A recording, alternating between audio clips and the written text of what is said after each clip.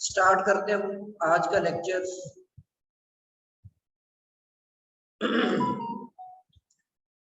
जी, सबसे पहले हमारे पास है एक थ्योरम है कि अगर H और K सब ग्रुप से किसी ग्रुप G के और इन पर कंडीशन यह है कि इनका ऑर्डर रिलेटिव प्राइम है, मतलब जो सब ग्रुप H है और सब ग्रुप K, इन दोनों का ऑर्डर रिलेटिव प्राइम है, उनका GCD 1 है। तो इनसे बनने वाला जो प्रोडक्ट सेट होगा, उस सेट का जो ऑर्डर होगा वो इन दोनों के ऑर्डर के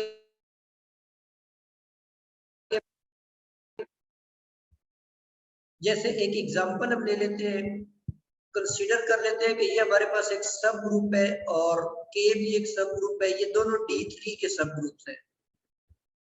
अब जो H है इसका ऑर्डर 3 लिया हुआ है और K का ऑर्डर हमने 2 लिया हुआ है। इसका मतलब है कि H और K दोनों का ऑर्डर जो है वो रिलेटिव प्राइम है। तो इसका मतलब जब हम प्रोडक्ट सेट का ऑर्डर फाइंड करेंगे वो इन दोनों सब ग्रुप्स के ऑर्डर के प्रोडक्ट के इक्वल होगा। अच्छा, यहाँ पर इन दोनों के ऑर्डर्स के ऊपर कंडीशन थी कि इन दोनों का ऑर्डर जो है ना वो रिलेटिव प्राइम होना चाहिए। अगर इन दोनों सब ग्रुप्स का ऑर्डर रिलेटिव प्राइम नहीं होता, इन दोनों सब ग्रुप्स का अगर ऑर्डर रिलेटिव प्राइम नहीं होता, उस सूरत में ये जो प्रोडक्ट सेट बनेगा इसको ऑर्डर हम कैसे फाइंड आउट करेंगे? इसके लिए नेक्स्ट थ्योरम है, सेकंड थ्योरम है कि H और K कोई दो फाइनाइट सब ग्रुप्स है किसी ग्रुप G के। अगर ये दोनों फाइनाइट सब ग्रुप्स है G के, तो उस सूरत में जो प्रोडक्ट सेट है उसका ऑर्डर इक्वल होगा। H का ऑर्डर, K का ऑर्डर, इन दोनों का प्रोडक्ट, दोनों के ऑर्डर्स का product divided by order of H intersection K।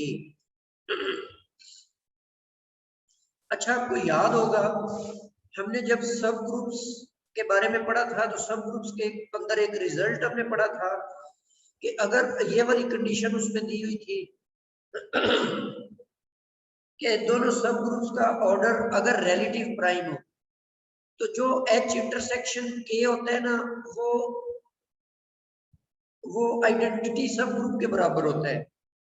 तो अब अगर उस रिजल्ट को भी ध्यान में रखते हुए H इंटरसेक्शन K ये तो आइडेंटिटी सब ग्रुप बनता है रिलेटिव प्राइम होने की सूरत में। इस केस में तो फिर उसका ऑर्डर जो 1 होगा, तो उस केस के अंदर ये हमें फर्स्ट थ्योरम मिल जाता है। इसका मतलब है ये जनरल केस है और ये उसका एक स्पेसिफिक केस है कि जब दोनों का ऑर्डर रिलेटिव प्राइम। एक एग्जांपल हमने ली हुई है, यहाँ पर हमने ग्रुप ले लिया Z12 को। Z12 का एक सब ग्रुप हमने ये सपोज कर लिया है, दूसरा सब ग्रुप हमने ये सपोज कर लिया है। अब इस सब ग्रुप का ऑर्डर 4 है और इस सब ग्रुप का ऑर्डर है 6, तो दोनों के ऑर्डर्स रिलेटिव प्राइम नहीं है। तो इसका मतलब है कि अगर आप प्रोडक्ट सेट का ऑर्डर फाइंड आउट करना चाहते हैं तो फिर आप इसके ऊपर ये वाला थ्योरम अप्लाई कर सकते हैं। अब यहाँ से H इंटरसेक्शन के 4 और 6 जो है ना वो रिलेटिव प्राइम नहीं है, क्योंकि उनमें 2 कॉमन आएगा ना, उनका GCD 2 है, GCD 1 नहीं है उनका। तो जब हम इनका इंटरसेक्शन ले लेते हैं H इंटरसेक्शन K, तो वो 0 और 6 आ जाता है, मतलब इनका इंटरसेक्शन भी आइडेंटिटी सब ग्रुप के बराबर नहीं है। अब इसका ऑर्डर है यहाँ पे दो एलिमेंट्स है इसके अंदर, दो ऑर्डर है इसका। H का ऑर्डर हमारे पास 4 था, K का ऑर्डर 6 था और इंटरसेक्शन का ऑर्डर 2 था। इनको मल्टीप्लाई और डिवाइड करने के बाद हमें ये रिजल्ट मिलता है। तो ये इस सेट का ऑर्डर है हमारे पास। नेक्स्ट हमारे पास थर्ड थ्योरम है, let's H and K be सब groups of a group G। H और K आपके पास दो सब ग्रुप है किसी ग्रुप G के, हैविंग फाइनाइट इंडेक्स। इन दोनों सब ग्रुप्स का जो इंडेक्स है वो फाइनाइट है। तो अगर दोनों सब ग्रुप्स का इंडेक्स फाइनाइट होगा तो इनकी इंटरसेक्शन से बनने वाला जो सब ग्रुप होगा उसका इंडेक्स भी फाइनाइट होगा। अगर सब ग्रुप्स का इंडेक्स फाइनाइट है तो इनका इंटरसेक्शन से बनने वाला जो सब ग्रुप है उसका इंडेक्स भी फाइनाइट होता है। इसी तरह थर्ड स्टेटमेंट है कि अगर जी आपके पास एक फाइनाइट ग्रुप है और हम इसके अंदर से कोई एक एलिमेंट आर्बिट्रेरी एलिमेंट ले लेते हैं ए, तो अगर आप इसकी पावर में जी का ऑर्डर चूज करेंगे तो आपको हमेशा आइडेंटिटी मिलेगी। एक तो होता है ना उस एलिमेंट का ऑर्डर, जब हम पावर में एलिमेंट का ऑर्डर रखते हैं फिर भी हमें आइडेंटिटी मिलती है। लेकिन अगर आप ग्रुप का ऑर्डर रखेंगे ना किसी भी एलिमेंट में, ग्रुप में जितने भी एलिमेंट्स पड़े हुए हैं उन तमाम एलिमेंट्स की पावर में अगर आप ग्रुप का ऑर्डर रखेंगे तो आपको हमेशा आइडेंटिटी ही मिलेगी। फोर्थ थ्योरम है हमारे पास कि अगर एक जी आपके पास एक ऐसा ग्रुप है जिसका ऑर्डर 2 प्राइम नंबर्स का प्रोडक्ट है, तो इसका जो हर सब ग्रुप है ना प्रॉपर सब ग्रुप जी का वो साइक्लिक होगा। ऐसा क्यों है? देखिए अगर आप लैग्रेंज थ्योरम को यूज करते हैं तो आपके पास इस जी के जितने भी सब ग्रुप्स होंगे हर एक सब ग्रुप का ऑर्डर जो है वो जी के ऑर्डर को डिवाइड करेगा। अब जी के डिवाइजर आपके पास यहाँ पर 2 बनते हैं, एक तो P बनता है और एक Q बनता है जो प्रॉपर डिवाइजर है। प्रॉपर डिवाइजर आपके पास 2 बनेंगे, एक P और एक Q। इसका मतलब है जी के जो सब ग्रुप होंगे उनमें से एक का ऑर्डर P है दूसरे का ऑर्डर Q है। P यहाँ पर प्राइम है। एक और रिजल्ट हमने पढ़ा हुआ है कि जिस ग्रुप का ऑर्डर प्राइम होता है वो साइक्लिक होता है। इसका मतलब है P ऑर्डर वाला सब ग्रुप भी साइक्लिक होगा और Q ऑर्डर वाला सब ग्रुप भी साइक्लिक होगा। जैसे मिसाल के तौर पे ग्रुप का ऑर्डर अगर आप 15 ले लेते हैं, अब 15 की प्राइम फैक्टराइजेशन करेंगे तो 3 और 5 बनता है। 3 भी प्राइम है 5 भी प्राइम है, इसका मतलब है 3 ऑर्डर वाला सब ग्रुप भी साइक्लिक होगा और 5 ऑर्डर वाला सब ग्रुप भी साइक्लिक होगा।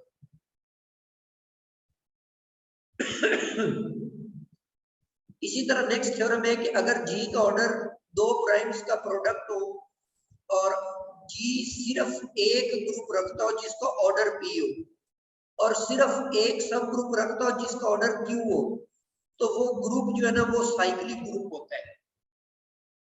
ठीक है, ये साइक्लिक ग्रुप की एक और निशानी है।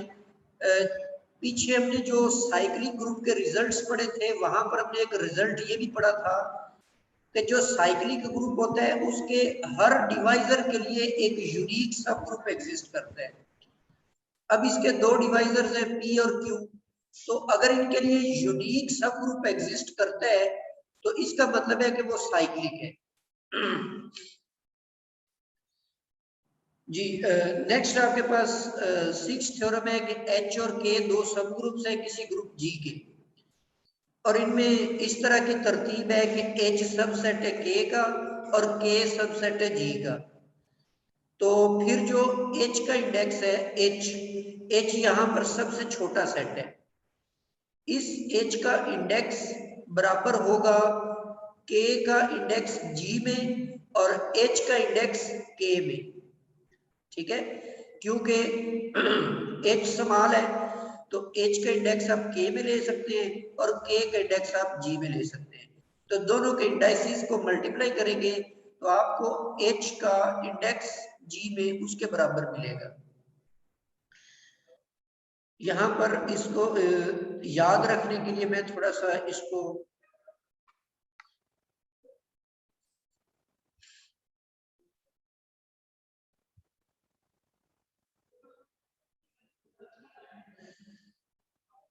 जी पहली बात तो ये है कि H और K, H का इंडेक्स आपने K में लिया तो ये बनता है H का इंडेक्स K में, उसके बाद आपने K का इंडेक्स लिया G में, ठीक है, वो ये बनता है, ये K का इंडेक्स है G में। तो जब आप ये दोनों इंडाइसिस फाइंड आउट कर चुके होंगे उन दोनों का जो प्रोडक्ट है वो बराबर होगा H का इंडेक्स G के अंदर। ठीक है, तो ये रिजल्ट आपने याद। सवाल ये है कि how many left cosets of H in S4। तो सबसे पहले तो हम H का ऑर्डर देख लेते हैं, 4 है, इसमें 4 एलिमेंट्स है, 4 इसका ऑर्डर है। आपको याद होगा सिमेट्रिक ग्रुप जो Sn होता है उसको ऑर्डर निकालने का तरीका होता है n फैक्टोरियल। तो S4 का आपने ऑर्डर लिया 4 फैक्टोरियल वो 24 बनता है। अब यहाँ पर अगर हम लैग्रेंज थ्योरम यूज कर लेते हैं कि number of left cosets is equal to order of the group divided by order of subgroup, तो दोनों को डिवाइड करेंगे तो ये आपके पास 6 आ जाता है। तो इसका मतलब है इस सब ग्रुप का इंडेक्स 6 है। तो इंडेक्स से मुराद क्या होता है? Distinct left cosets. इसका मतलब है इस सेट के अगर आप लेफ्ट कोसेट्स बनाना शुरू कर दें तो वो टोटल 6 बनेंगे। इसी तरह एक और एग्जांपल है कि इंडेक्स ऑफ दिस सब group in unitary 30 group U30 group. अब इसमें आप पहले तो इस ग्रुप का ऑर्डर लिख लें, सब ग्रुप का। सब ग्रुप में 2 एलिमेंट्स हैं 1 और 11, इसका ऑर्डर 2 आ गया। U30 का ऑर्डर निकालने के लिए हम आइलर 5 फंक्शन यूज करते हैं, तो इसका ऑर्डर हमने आइलर 5 फंक्शन के जरिए 8 निकाल लिया। वही लैग्रेंज थ्योरम को यूज करें, number of left cosets is equal to order of group divided by order of subgroup, तो इसका इंडेक्स आपके पास 4 आ जाता है, ऑर्डर है 30।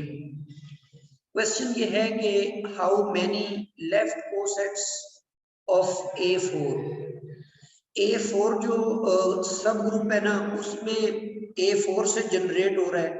तो अगर आप इसके एलिमेंट्स यहाँ पर लिखना शुरू कर दें तो टोटल जो इसके एलिमेंट्स बनेंगे वो कुछ इस तरह से बनेंगे कि एक तो इसमें A4 आ जाता है, ठीक है। A4 के बाद इसकी पावर 2 लेंगे तो दूसरा एलिमेंट बन जाएगा A8, तीसरा एलिमेंट बनेगा A12। इसी तरह आप सारे एलिमेंट इसके लिखते जाएंगे तो आपके पास आई थिंक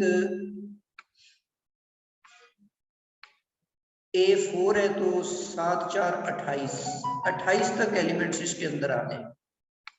क्योंकि आगे 30 है तो मजीद इसमें अगर आप वो करते हैं तो फिर आपके पास एलिमेंट्स कम हो जाएगा, वो पावर 2 वाला बन जाएगा।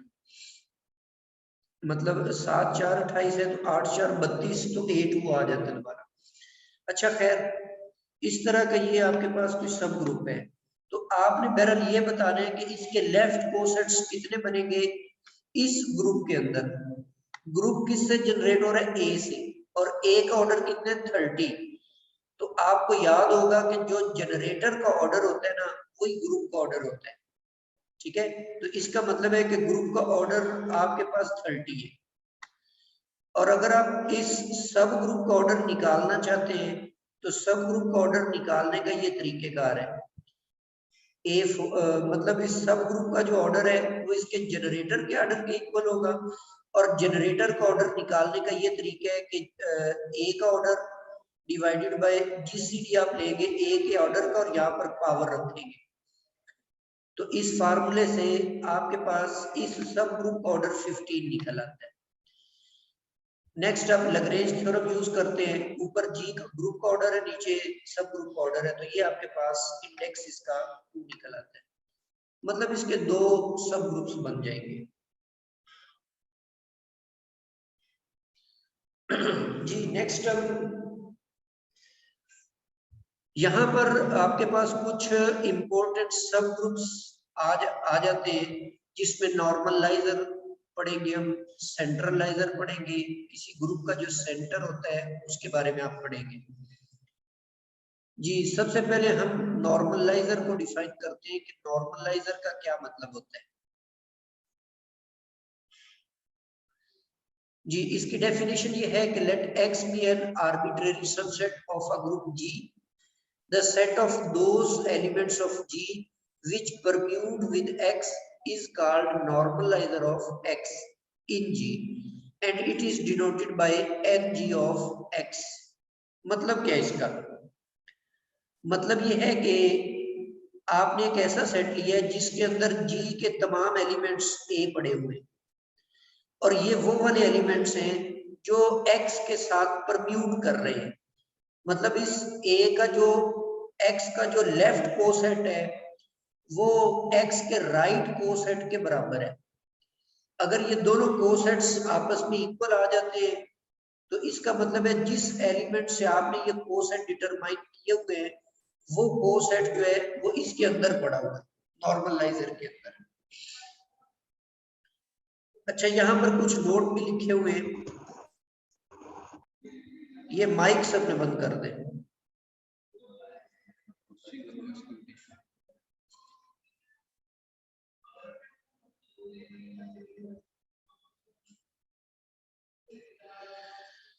अच्छा, एक और बात भी समझ ले। बेसिकली नॉर्मलाइजर का मतलब क्या होता है? जैसे मिसाल के तौर पर ये आपके पास एक ग्रुप है जी, ठीक है, ये ग्रुप जी है हमारे पास और इसके अंदर आपने एक सेट ले लिया x, ये कोई सेट x है। अब आपने करना ये है कि g के कुछ एलिमेंट्स लेने हैं, मतलब ये सारे g में से, अब वो x के अंदर से भी हो सकते हैं और x के बाहर से g में से भी हो सकते हैं। अगर वो तमाम एलिमेंट्स उनको आप x के साथ मल्टीप्लाई करें लेफ्ट साइड से भी और राइट साइड से और दोनों रिजल्ट इक्वल आ जाए तो वो जो उन तमाम एलिमेंट्स का सेट बनेगा ना, उस सेट को आप इस x का नॉर्मलाइजर का नाम देंगे और उसको n ऑफ x से डिनोट करेंगे, या नीचे आप सबस्क्रिप्ट में g भी लिख देते हैं, ठीक है। तो बेसिकली नॉर्मल ग्रुप्स कुछ आगे चलकर हम पढ़ेंगे, तो इसका मकसद ये होता है कि एक ऐसा सेट बना लेना, एक ऐसा ग्रुप आपने ढूंढ लेना, एक ऐसा सब ग्रुप बना लेना जो कि नॉर्मल हो। बहरहाल नॉर्मल सब ग्रुप अभी हमने नहीं पढ़ा तो उस तरफ मैं नहीं जाता हूं, बस इसी बात को समझ ले थोड़ा सा। अच्छा, नेक्स्ट है आपके पास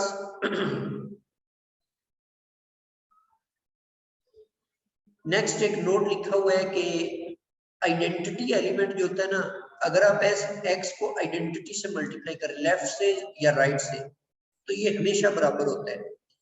इसका मतलब है कि इस नॉर्मलाइजर के अंदर आइडेंटिटी तो लाजमी आएगा और कोई और एलिमेंट आए या ना आए उसमें आइडेंटिटी लाजमी पड़ा हुआ है। इससे हम ये नतीजा अखज करते हैं कि नॉर्मलाइजर जो होता है ना वो हमेशा नॉन एम्प्टी होता है।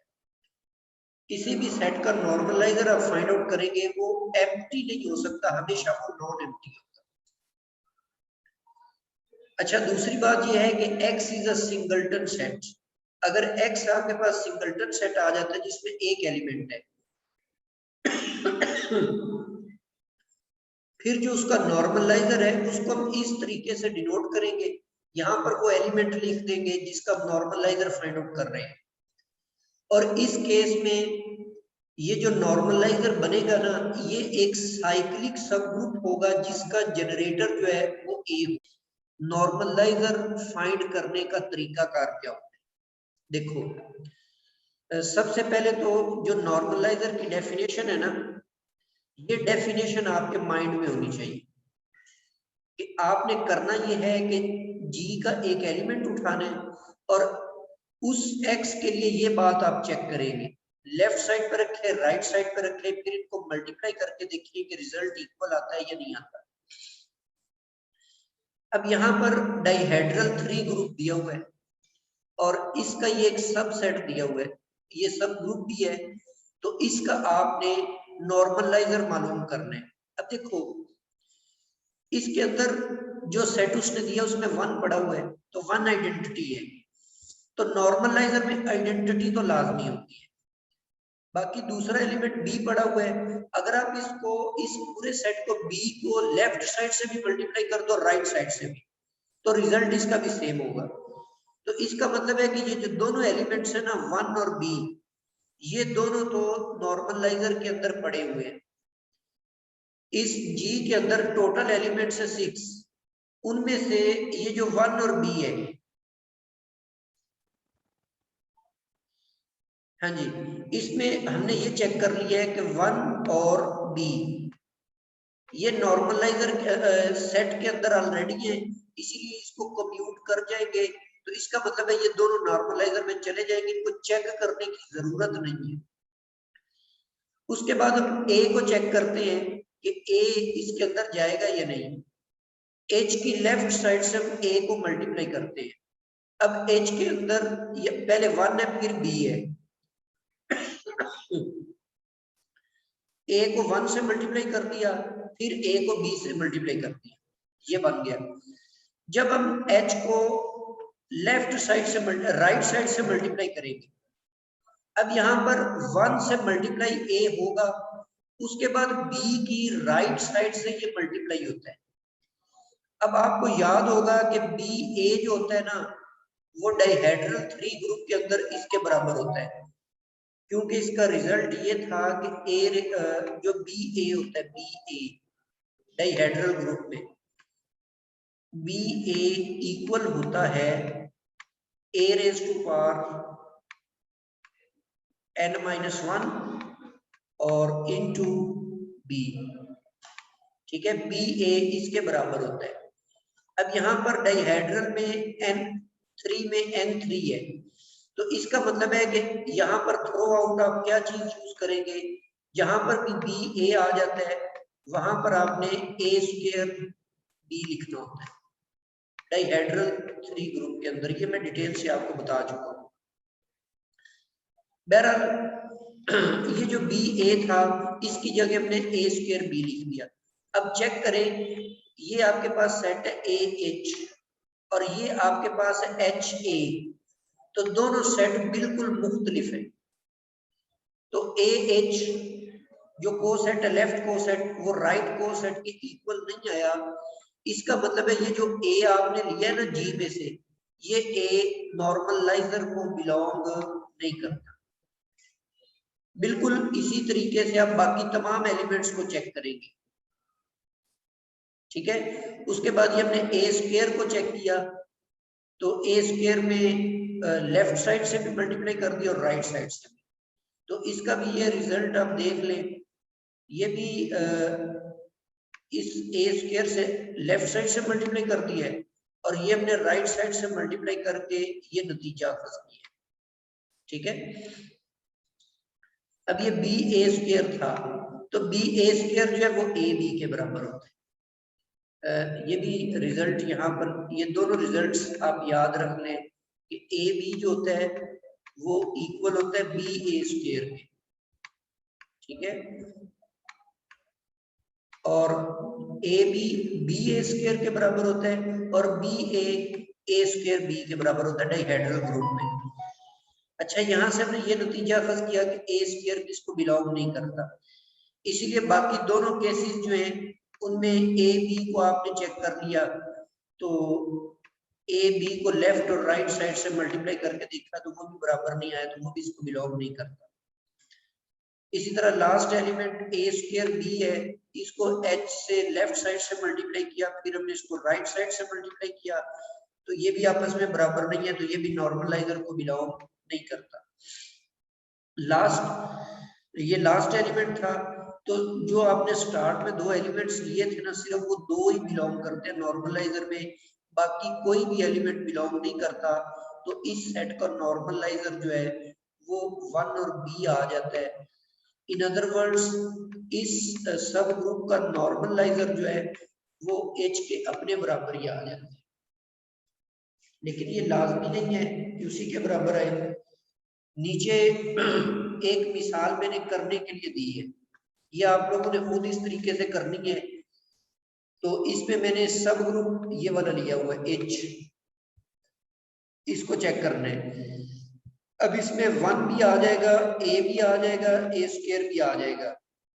आपने बाकी ये 3 एलिमेंट्स जो है ना, बी ए बी और ए स्क्वायर बी, इनके लेफ्ट और राइट कोसेट आपने चेक करने हैं। तो अगर वो भी कंप्यूट कर जाते हैं तो करेंगे, क्योंकि यहाँ पर सवाल ये दिया हुआ है आपने साबित करना है कि नॉर्मलाइजर पूरा ग्रुप आ जाता है, तो इसका मतलब है कि इसके साथ सारे के सारे एलिमेंट्स कंप्यूट कर जाएंगे। जी नेक्स्ट आपके पास कुछ रिजल्ट्स हैं। जिसमें फर्स्ट थ्योरम है कि इफ जी इज एबिलियन, अगर जी एबिलियन ग्रुप है तो नॉर्मलाइजर जो होगा वो सारे का सारा ग्रुप आ जाएगा, क्योंकि एबिलियन ग्रुप में तो कम्यूटेटिव प्रॉपर्टी होल्ड करती है, चाहे आप लेफ्ट साइड से मल्टीप्लाई करें चाहे राइट साइड से मल्टीप्लाई करें, तो इसका मतलब है सारे एलिमेंट्स जो है वो उस प्रॉपर्टी को सेटिस्फाई कर जाएंगे, तो ये पूरे ग्रुप के बराबर आ जाता है। इसी तरह सेकंड थ्योरम है कि अगर H आपके पास कोई सबसेट है K का और ये दोनों सब ग्रुप है किसी ग्रुप G के, तो अगर H जो है वो K के तमाम एलिमेंट्स को परम्यूट करता है, दूसरे लफ्जों में H जो है ना वो K का नॉर्मलाइजर है, ठीक है, और फिर K जो है ये सबसेट है, अगर ये दोनों बातें पूरी हो जाती हैं, एक तो ये कि H सबसेट है K का और दोनों सब ग्रुप्स हैं, और दूसरा ये कि K के तमाम एलिमेंट्स के लिए H परम्यूट कर जाता है, उस सूरत में ये जो K होगा ये सबसेट होगा इस नॉर्मलाइजर का। मतलब इसको अब थोड़ा सा डायग्राम से समझे, देखिए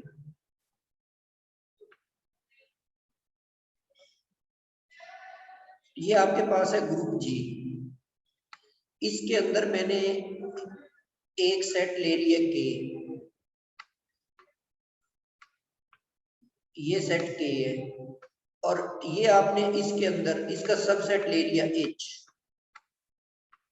ठीक है, ये फर्स्ट कंडीशन दी हुई थी, H is subset of K।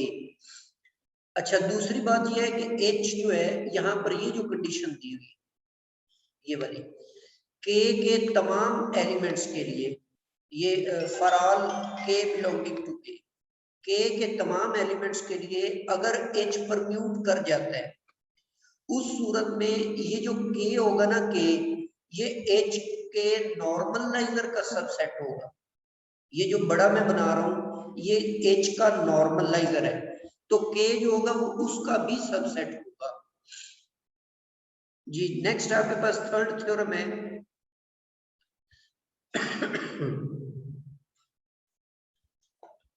Third theorem है कि if a group G contain elements A and B of order M and N respectively and M and N are relative prime, मतलब दो elements हैं और दोनों का ऑर्डर है relative prime और दोनों कम्यूटेटिव लॉ को भी सेटिस्फाई करते हैं, ए और बी दोनों परम्यूट भी करते हैं, अगर ये दोनों कंडीशंस होल्ड कर जाए तो फिर G कंटेन करेगा एक ऐसा एलिमेंट जिसका ऑर्डर इन दोनों के ऑर्डर्स के प्रोडक्ट के इक्वल होगा, ठीक है, तो ये आपने कंडीशन याद रखनी है। फोर्थ है the normaliser of a subset X of a group G is a सब ग्रुप ऑफ G।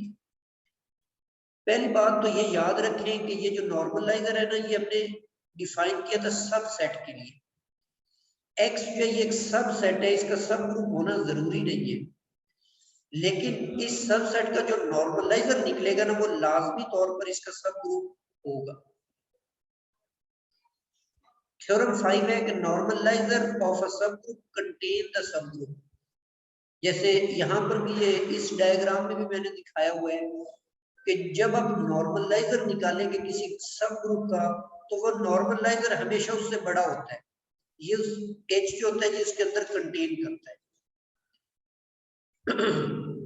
नेक्स्ट आपके पास एक एग्जांपल है, ये बीपीएससी के लेक्चरशिप के 2015 के पेपर में पूछी गई, ये डाइहेड्रल ग्रुप दिया हुआ है और इसका आपने इस सेट का नॉर्मलाइजर फाइंड आउट करना है, तो बेसिकली ये अभी मैंने एग्जांपल सॉल्व कर दिया पीछे, बिल्कुल वही एग्जांपल है, वहां पर हमने ए और बी लिए हुए थे और देखें ये वही डाइहेड्रल ग्रुप है और यहाँ पर वो बी एलिमेंट के साथ H दिया हुआ है, यहाँ पर मैंने ए भी दिए, उधर उसने पेपर में अल्फा और बीटा दिए हुए थे। जी के तमाम वो वाले एलिमेंट्स जो X के साथ परम्यूट करते थे और यहाँ पर वो एलिमेंट्स जो X के एलिमेंट्स के साथ परम्यूट करेंगे, ठीक है, तो ये सेंटर कहलाता है, सेंट्रलाइजर कहलाता है उस सबसेट X का, और इसकी ये नोटेशन होती है, मतलब इसको मैथमेटिकली यूं कहेंगे कि ये G के ऐसे एलिमेंट्स पर मुश्तमिल है जो x के तमाम एलिमेंट्स के साथ कम्यूट करते हैं। ठीक है, तो अब ये यहाँ पर वही आइडेंटिटी वाली बात भी कर लें कि आइडेंटिटी हर किसी के साथ कम्यूट करती है, इसलिए ये सेंट्रलाइजर को बिलोंग करेगी। तो it mean centraliser is always non empty set. और सिंगलटन की सूरत में सेंट्रलाइजर जो होगा वो एलिमेंट का सेंट्रलाइजर कहलाएगा और उसको यूं लिखेंगे। और इस केस में ये भी एक साइक्लिक ग्रुप होगा जो कि ए से जनरेट होगा। अच्छा, जब आप सिंगलटन सेट लेते हैं, सिंगलटन सेट, तो सिंगलटन सेट में सेंट्रलाइजर और नॉर्मलाइजर ये दोनों एक ही जवाब देंगे, ये दोनों सेम होंगे, आइडेंटिकल होंगे।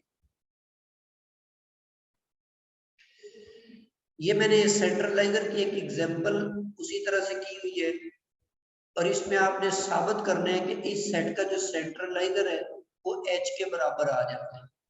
ठीक है, तो इसको आप देख लीजिएगा, यहाँ पर ये G के 6 एलिमेंट्स हैं और ए स्क्वायर और आइडेंटिटी, ये तो सेंट्रलाइजर को लाजमी तौर पर बिलोंग करेंगे।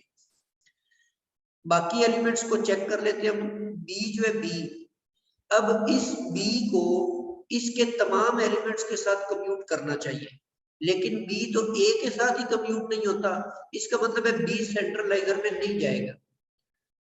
सेकंड एलिमेंट A भी उठा लेते हैं, A B को हम A के साथ कम्यूट करवा के देखते हैं, तो नतीजा वही निकलता है कि A B के साथ A कम्यूट नहीं करता, तो A B भी सेंट्रलाइजर में नहीं जाएगा।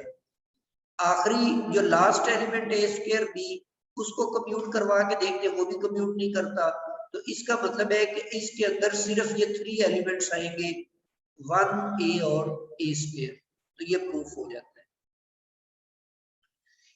अब यहाँ पर कुछ थ्योरम्स हैं बिल्कुल उसी तरह जिस तरह नॉर्मलाइजर के अंदर थे कि अगर G एक एबिलियन ग्रुप है तो उसका सेंट्रलाइजर होल G ग्रुप के बराबर होगा। जो सेंट्रलाइजर होता है किसी भी सेट का वो एक सब ग्रुप होता है G का।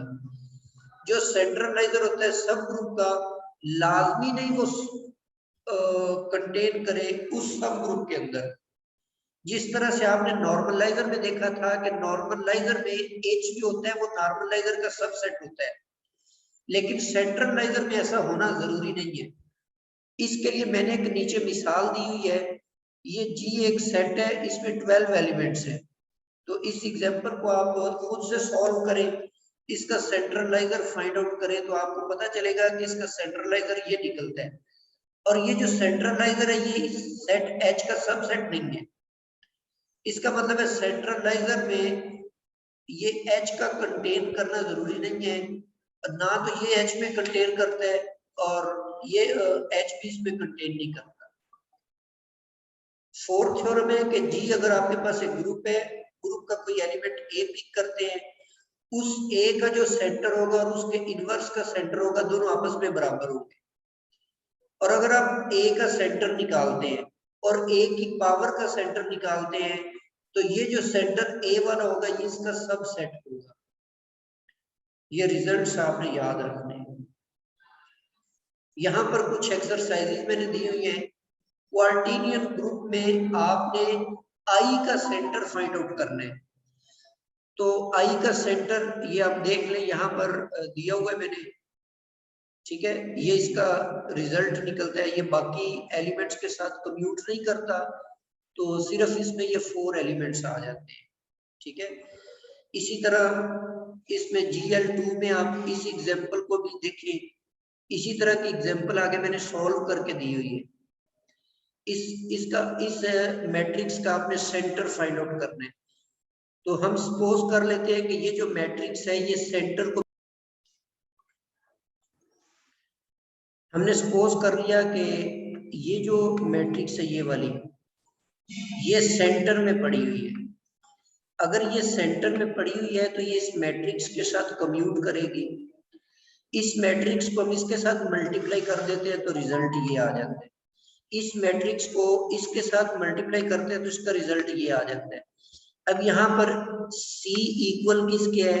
B के, और D किसकी इक्वल है? A की इक्वल है। तो इसका मतलब है B, जहां पर C आए वहां पे आप B लिखेंगे, जहां पे D आए वहां पे आप A लिखेंगे। तो इट मींस मैट्रिक्स कुछ इस शक्ल की होगी कि यहाँ पर ए है, ए लिख दे, बी की जगह बी लिख दे, सी के बराबर बी है तो इधर बी लिख दे, ये डी नहीं आएगा, यहाँ पर आप ए लिखिए क्योंकि डी किसके बराबर है, ए के। तो इसमें एलिमेंट्स डायगोनल में ए आ जाते हैं और सेकेंडरी डायगोनल में बी आ जाता है। अब आपको याद होगा कि जो जनरल लीनियर ग्रुप होता है इसके अंदर ऐसी मैट्रिसेस पड़ी होती हैं जिनका डिटर्मिनेंट होता है नॉन जीरो। अब इस मैट्रिक्स का अगर आप डिटर्मिनेंट निकालें तो डायगोनल एंट्रीज को मल्टीप्लाई करेंगे तो ए स्क्वायर बनता है और नॉन डायगोनल को मल्टीप्लाई करेंगे तो बी स्क्वायर बनेगा। तो ये जो डिटर्मिनेंट है ये डिटर्मिनेंट नॉन जीरो होना चाहिए। तो इस लिहाज से हमारा ये जो थर्ड पार्ट है, ये थर्ड ऑप्शन, ये ट्रू ऑप्शन है, ये इसका सेंटर। तो यहाँ तक हमारे आज की जो एग्जांपल्स मैंने कुछ करवाई हैं और सेंट्रलाइजर और नॉर्मलाइजर। अब अगर आप कोई आपका सवाल है तो आप पूछ सकते हैं।